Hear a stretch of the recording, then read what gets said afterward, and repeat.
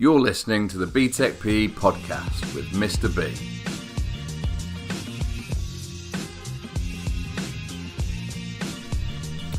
Welcome to the BTEC PE podcast. Today we're going to be talking about flexibility training. But before we get into that, make sure you're following me on any social media. I'm on Twitter, Instagram and Facebook. Make sure you click in the description below. So, flexibility training. Really important in all sports to have an excellent range of motion, and this can have a massive impact on sports performance. Really important in sports such as gymnastics, hurdling, or stuff like tennis or badminton or squash, when you have to react and stretch to a shot. Also, it's really linked with reducing the risk of injury, because then there's less tension on the muscles, tendons and ligaments. So, 3 types of stretching you need to know for BTEC PE. We've got static, ballistic and PNF. So static stretching is stationary stretching. You generally hold that for 10 to 20 seconds and it's used to warm the muscles and joints up before exercise. This is then split into different types of static stretching. So we've got active static stretching, which is performed by an athlete on their own where they apply force to muscles. Generally, these are the typical examples of stretching, that you're stationary. We've got the hamstring stretch, quadricep stretch, any kind of the shoulder stretches, anything that you hold for 10 to 20 seconds stationary. Then you've got passive stretching, which is very similar, but you use another object or a person to assist with that stretch. So again, you might put your foot up on a chair or on a wall. You might get someone to actually assist you with the stretch.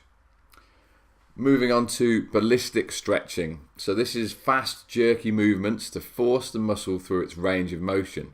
So high knees, bum flicks, side steps, all those kind of actions are quite dynamic and they increase the range of movement by forcing it through. Then we've got PNF stretching, which is Proprioceptive Neuromuscular Facilitation. Now, this is an advanced type of passive stretching that requires a coach to actually assist with. It involves forcing the muscle past its normal range of motion and includes the athlete contracting the muscles isometrically. So isometric means you are contracting the muscle, you're applying force, but you don't produce any movement. This is the process you go through when using PNF stretching. So you'll stretch the muscle to the upper limit of its range of motion, so as far as that muscle will go. Then your partner will come in and help you contract the muscle isometrically for 6 to 10 seconds. So you'll be pushing against your partner or applying force against your partner.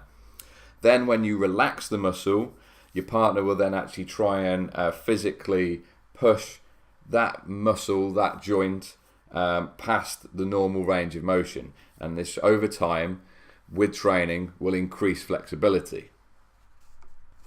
Now, some of the positives of PNF stretching is that it can be quite sport specific, so you can use it for a particular activity or sport that you're doing.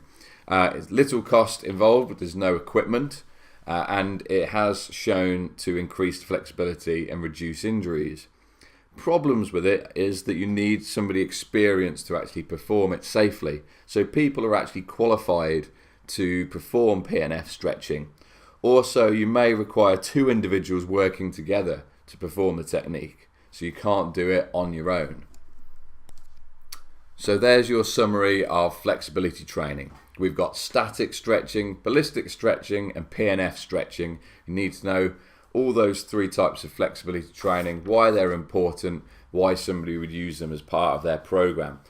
Also, if you're thinking about doing the 6-week training program section, you're going to have to include those types of stretches in your warm-up section. So bear that in mind.